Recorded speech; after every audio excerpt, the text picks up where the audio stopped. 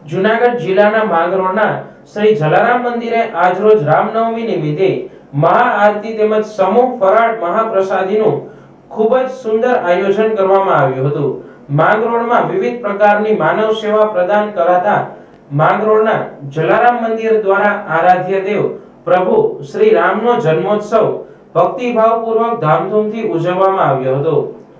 રામનવમી અંતર્ગત આજરોજ રામનવમીના પાવન પર્વે બપોરે 12 કલાકે પ્રભુ શ્રી રામનો જન્મોત્સવ મહાઆરતી તથા બપોરે ફરાળ મહાપ્રસાદનું અનેરું આયોજન કરવામાં આવ્યું હતું।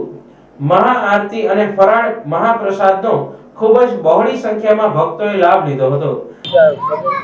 આજરોજ શ્રી રામચંદ્ર ભગવાનના જન્મોત્સવ નિમિત્તે શ્રી જલારામ મંદિર માંગરોળ ખાતે ભવ્ય મહાઆરતી અને ભવ્ય મહાપ્રસાદનું આયોજન કરવામાં આવેલું છે, જેમાં 12 કલાકે મહાઆરતીનું ઉતારવામાં આવી અને 12:30 કલાકે મહાપ્રસાદ ફરાળનું આયોજન કરવામાં આવેલું છે।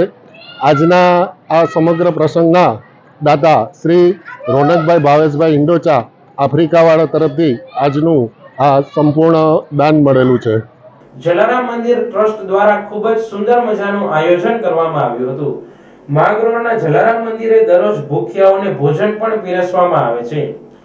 આજના સમયમાં મોંઘવારીના જમાનામાં સામાન્ય લોકોને ન પરવડે તે રીતે આંખોની સારવાર અને ઓપરેશન થાય છે, ત્યારે જૂનાગઢ જિલ્લાના માંગરોળમાં શ્રી જલારામ મંદિરે 17 વર્ષથી દર મહિનાની 3 તારીખના રોજ જલારામ મંદિર ટ્રસ્ટના સહયોગથી માંગરોળ તાલુકાના લોકોને વિનામૂલ્યે આંખની સારવાર, ઓપરેશન અને નિદાન થઈ જાય તે માટે રાજકોટ સ્થિત રણછોડદાસજી ચેરિટેબલ ટ્રસ્ટ દ્વારા નેત્ર નિદાન સારવાર કેમ્પનું આયોજન કરવામાં આવી રહ્યું છે। નમસ્કાર, જય શ્રી રામ, જય જલારામ। ટુકડો ત્યાં હરી ઢુકડો, અંદાનનો મહિમા ગાનાર રઘુવંશ શિરોમણી ભક્ત શિરોમણી જલારામ ધામ માંગરોળ ખાતે આપણે સૌ રામ જન્મોત્સવની ઉજવણી કરવા જઈ રહ્યા છે। બહુ વિશાળ સંખ્યામાં અહીં મહાઆરતીમાં સૌ સનાતનીઓએ લાભ લીધો અને એટલો જ અને કદાચ એનાથી વધારે લોકો અહીં મહાપ્રસાદનો પણ લાભ લેશે। દર વર્ષે આપણે અહીં પ્રભુ રામનો જન્મોત્સવ ઉજવીએ છીએ, જલારામ જયંતિ ઉજવીએ છીએ। દર મહિને એક દિવસ સર્વરોગ નિદાન કેમ્પ અને આંખના નિદાન અને ઓપરેશનોની સેવા પણ વર્ષોથી ચાલે છે। આ એક સમગ્ર સનાતનીઓનું ધામ બની ગયું છે।